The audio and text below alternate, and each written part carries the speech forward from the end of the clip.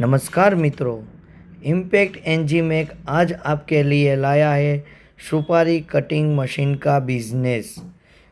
पूरा भारत में अगर सबसे कम इन्वेस्टमेंट में जो अच्छा प्रॉफिट देने वाला बिजनेस हो तो वो सुपारी कटिंग का बिजनेस है। अगर सही मशीन और सही मार्केट मिल जाए तो इसमें तगड़ा कमाई हो सकती है।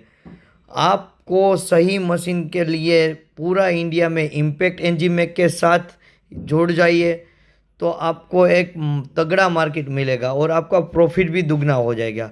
क्योंकि जो इस मशीन से सुपारी काटते हैं सुपारी कटिंग है वो जो सरोते से काटते हैं वही फिनिशिंग वही रिजल्ट मिलेगा। ताकि आपका कोई भी कस्टमर हो वैसा बोलेगा नहीं जो मशीन से काटा हुआ है। इम्पैक्ट एनजीमेक का जो फिनिशिंग रहता है वही आपका और हमारा सबका भरोसा है।